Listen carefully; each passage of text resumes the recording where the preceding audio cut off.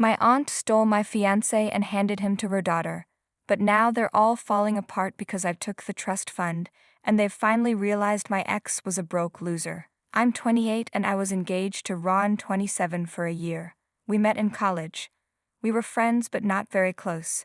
We started dating after college and had been together for 4 years. Last year we got engaged and had a small ceremony with close family and friends. My aunt was also invited. Since attending my engagement, my aunt was captivated by my ex's charm and kept praising how handsome and wealthy he was. It was unusual because she had never been so affectionate with me before. Her daughter, Lucia, 24, is extremely beautiful, but as dumb as a rock. My aunt always compared us in every way. I was good at academics, even though she was 4 years younger than me. In school, my aunt compared our grades and commented on how her daughter was better than me. The best part was when she compared Lucia's 8th grade report card with my 12th grade report card and declared that she was better than me. The joke is that Lucia couldn't pass high school. Ron and I were planning our wedding for October because I had to visit the UK for a summer program. Everything was going well between us when I left in June. We talked once a day due to the time difference. 2 weeks after I started, we began to drift apart. I asked him what was going on. He didn't say anything clear, just that he was stressed about work. I thought the distance had affected our feelings, but I didn't take it seriously because it wasn't a new relationship. I planned to resolve the issue after returning. A week before my program ended, he stopped talking to me. I felt so childish wanting to resolve it, but he chose the easiest way out and vanished. I've always had a lot of pride, and though it hurt, I don't chase after anyone. I stayed in my illusionary world, thinking he would come after me. He didn't. Instead, after a while, my aunt showed up at my house with a wedding invitation. I found out he was going to marry my cousin Lucia. What the hell? In the age of emails, she shows up with a printed invitation. She wanted to see my disappointment in person. It was one of the few times I felt completely bewildered. I was in shock, wondering how he could fall in love with my cousin who can barely pay for her meals. But my aunt soon gave me the answer. I'm so sorry, dear, I understand your pain. But what can we do when people fall out of love? Maybe he couldn't handle the distance. Don't be mad at your cousin. Ron was the one who sought Lucia for coffee because he had nothing else to do after work. You know how beautiful my princess is. You can't blame Ron for falling for her. I looked at her with red, tear-filled eyes. Normally, I don't tolerate my aunt and interrupt her, but this time I was so shocked that I couldn't say a word. I just stared at her and accepted her cruel, sweetened insults. She said, "Believe me, dear, I love you as much as I love Lucia." I screamed when she told me about Ron. But he came to my house and politely confessed his deep love for Lucia. You know how humble and sweet he is. My heart melted instantly when he knelt and asked for Lucia's hand like an old-school gentleman. Tears rolled down my cheeks as I imagined Ron doing everything she described. She tried to hug me, but I blocked her. I wiped my tears and composed myself, saying I had something to attend to and asked her to leave. She said, "If you're thinking of contacting Ron, don't. I blocked you myself. It's not proper for my son-in-law to be in contact with his ex, you know." I told her, "Screw you and your son-in-law. I have much more to do in life than chasing after other people's men." She got up and said, "Don't be discouraged, my dear. I understand it will be difficult for you to find another man at your age and with your looks, but don't worry. There are many divorced men looking for a second chance at love. I'm sure you'll find a man like that." I screamed, "Get out." I deeply regretted losing my composure and giving her the satisfaction of seeing my vulnerability, but it's okay. We all have weak moments in life when we simply can't stand firm. This news was much more painful than Veston. I'm not saying it would have been easy if he'd had cheated with any other woman, but it would have been much better than this. I would have cut him off and been sure never to see him again. But now, who knows, my aunt might show up any time to rub her daughter's prize in my face. Everyone in my friends and family knew about Ron and me. Now I feel stupid for having such a grand engagement. Now that he's marrying Lucia, the story is evident to everyone about what happened in the background. My aunt has been weaving a different story that Ron found solace in Lucia because I was too stubborn and egocentric. She claims Ron didn't want me to go to the summer program in the UK, yet I went and stopped talking to him. She even said Ron suspected I was involved with someone in the UK. He heard a guy's voice in the background every time he called me and things like that. I haven't been in contact with most of my relatives since I moved out. Even as a teenager, I was distant from them because I didn't like their trivial conversations. Therefore, it was easier for my aunt to sell her lies. Ah, it feels so terrible. I know all this is for the best. I got rid of the cheater. There's light at the end of the tunnel. But you know what? When you're in the middle of the dark phase, it's simply impossible to navigate through it, even though you know everything will be fine after a while. Update 1. Hi, and thanks for cheering me up on my original post. I've been thinking about updating this for a long time. I thought the day I no longer feel anything from my ex, I'll make an update, and here we are today. Indeed, things got better, and there's a cherry on top. Wait for it. That phase was really dark and long. It's not that I haven't been through a breakup before, but this was horrible because he was my fiancé. My mom stayed with me for a week, and it helped having her by my side. However, I felt sick the moment she left. I was with Ron for so many years that every place brought back memories of him. Reason enough to leave the city. I applied for jobs in the UK and got a very promising one in Leeds. Nothing like packing up and leaving. Professional advice from me. If someone is struggling to move on after a difficult past, nothing heals better and faster than a change of scenery. Yes, only if your situation allows it. I understand that not everyone has the opportunity to move so easily. Anyway, moving away made me feel like I was reborn. I was surprised how quickly I managed to get over it. Things took a better turn a few days ago when my mom called and asked if Ron was unemployed. I said yes, he was. I mean, not unemployed, but he quit his job a year ago to pursue his passion for writing. Here's something interesting. Ron wanted to be a writer and wrote here and there, but wasn't making much progress with his full-time job, so I decided to help him build a career around writing. We had an agreement where I would work full-time while he laid the foundation to start, and eventually I would leave my job so we could both work on our own business. Yes, but he blew it. My mom laughed so hard when I told her these details. She said my aunt visited her the other day and screamed, "Why didn't you tell me Ron was a bum?" My mom was confused because as far as she knew, he worked and was quite well off financially. My mom said she had no idea about this. My aunt told my mom that Ron insisted that Lucia take an accelerated course that would get her a better paying job so she could cover their household expenses. He wanted to execute that plan with Lucia. What she didn't know was that my aunt married him off to Lucia so they could both live off her income. Well, the joke's on them. The last I heard, Lucia was working part-time as a receptionist at a restaurant, making table reservations. I'm not sure they can both live off a receptionist's income. It may sound derogatory to look down on Lucia's profession. Well, maybe it does, maybe it doesn't, I don't care. I would love to see the disappointment and anguish on my aunt's face when the truth about Ron comes to light. There's another layer to this. My aunt was the mistress of Lucia's dad, and when he died, his legal wife kicked them out of the house. That's why my aunt lived with my grandparents. They were living off my grandparents' pension, and sometimes my dad and uncle helped them financially.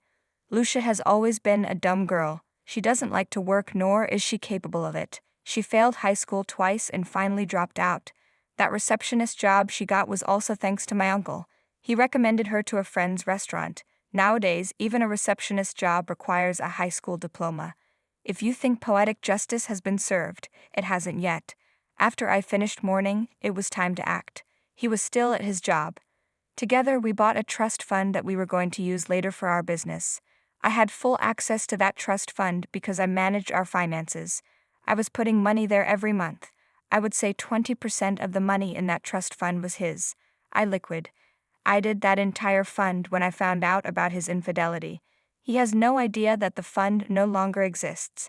He's still deluded, thinking he'll get the money from there because he told Lucia that once my anger subsided, he would contact me and get his 50% of the trust fund. Delusional. If you think I'm a scammer, I'm not, because I spent an equivalent amount of money on Ron during his bad days. After Ron quit his full-time job, he struggled a lot to get writing jobs. It was hard for him to make ends meet, so I gave him access to one of my extra accounts where I was keeping some money for his monthly expenses. I supported him with all my means. I think what I did is fair. If we had been married, he would have received alimony. This trust fund was the closest thing because we were almost married.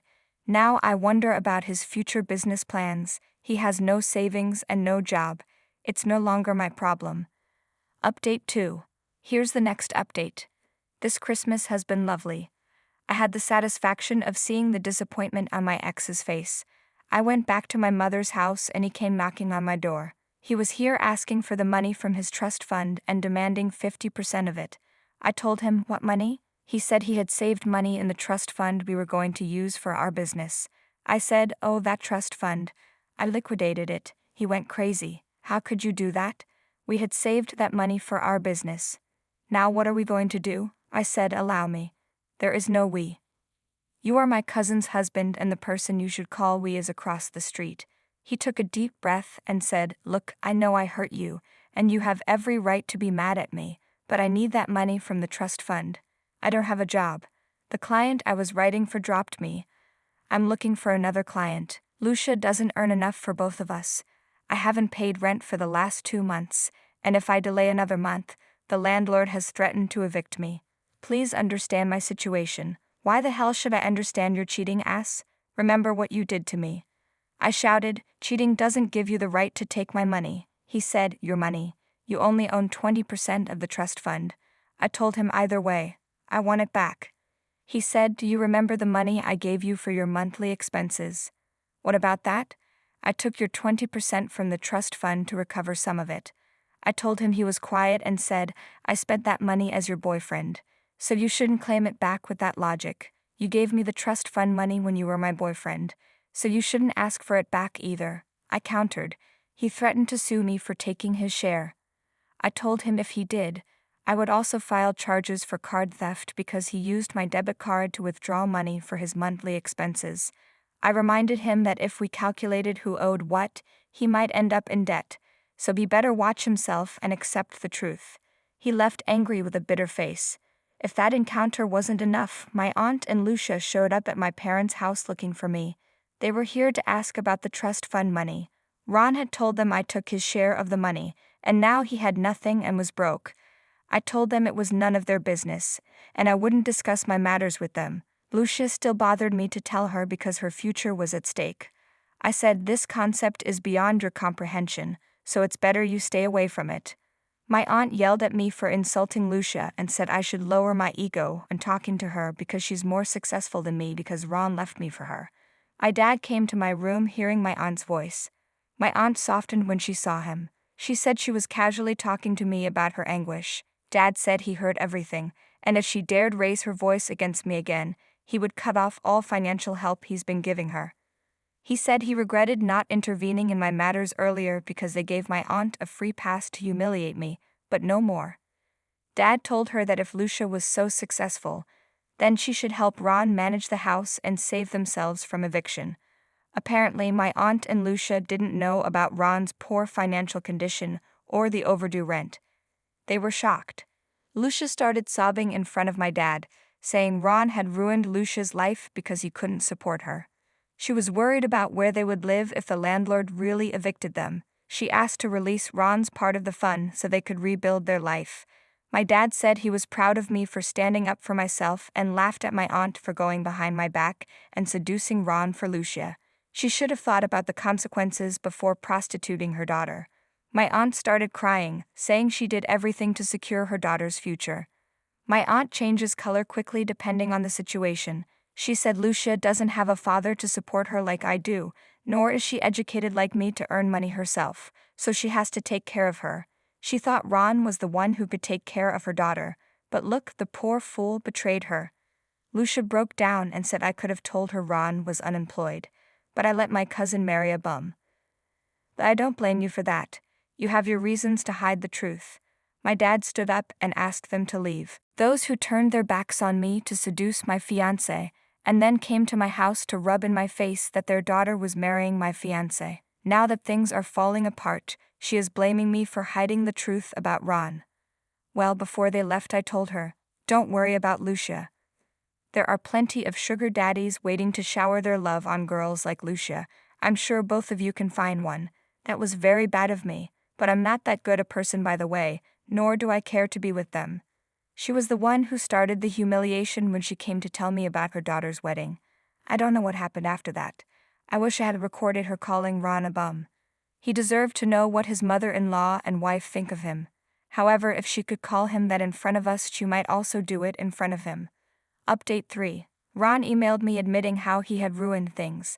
He had borrowed money from a friend to pay the overdue rent, but defaulted again because his client delayed the payment for his writing work. The landlord gave him a notice to vacate the house. He asked my aunt to let them stay there for a few months, but my grandparents refused. Ron didn't know the truth, that the house wasn't my aunt's. They lied saying it was her house and my grandparents lived there when it was the other way around. They're a bunch of liars. Ron mentioned that Lucia also lied about her education and job. She claimed to be a restaurant manager and exaggerated her salary. This led Ron to think they could follow our business plan together. I'm surprised he didn't see Lucia's lack of intelligence on their dates. Did they really talk? Or was it just casual encounters? He mentioned he was giving up his dreams of writing and looking for a job in his previous field. I ignored his first email. A few days later he sent another one, this time apologizing. He expressed regret for betraying me and acknowledged that his life had spiraled downward. He mentioned how my aunt took Lucia to manipulate him. It seems beauty has the advantage, even the brightest minds can fall for it. However, I have no desire to forgive Ron or reconcile with him. He's remorseful now, but he's a cheater. Once a cheater, always a cheater. His life might be a mess partly because I liquidated the trust fund, but I don't regret it. I was fair to myself. He made a choice and now he has to live with it. I replied to his email, telling him never to contact me again and blocked him. I thought about warning him that my aunt would probably leave him and Lucia once she found a better paying job, but why should I console him? He broke my heart by cheating on me with my cousin. His misery is nothing but gossip for me now. I discussed everything with my mom and we laughed a lot. She said she was satisfied that karma had caught up with everyone. Update 4. Well, life is good, at least much better than when I started writing here. It's been 2 years since everything blew up, and there's a big difference between my life and the lives of the other people involved. I don't know where to start because this is a bit long, but I'll try to make it very short, though I don't want to leave out details along the way. To start, I'll talk about myself. It's not because I'm self-centered, but to give a small update for those who asked, and then I'll start with the interesting stuff. I still have my job in Leeds and everything is going very well. I've even met a guy here and we're dating. As for Ron, he got a job, and according to some friends, he's very miserable. He doesn't stop complaining that he lost his dream job and has to work in something he doesn't like, all because of a witch, which would be me. I could feel offended, but the truth is, I'm very happy about what happens to him. Remember, I'm not a good person. Besides, it's not like he couldn't work for a while, save and then try again, or work at night on what he wants to do while keeping a job during the day to support himself. But it seems he's not that committed to his so-called dream job because he's not willing to make the effort. As for my aunt and my cousin, the most wonderful thing in the world happened. My grandparents kicked them out. They got tired of all the drama and having them live with them, so they asked them to leave. Now they're both renting together because they have nothing else to do since they're both a bit useless. If I were them, I would start looking for a new boyfriend quickly. It's not like Lucia will get younger and prettier over time, and we know that in her case, intelligence isn't something that will improve either. Yes, I know I'm very bad, but that's karma. Well, it didn't end up being as long as I thought it would be, but at least in broad strokes I think I've told you the most important things.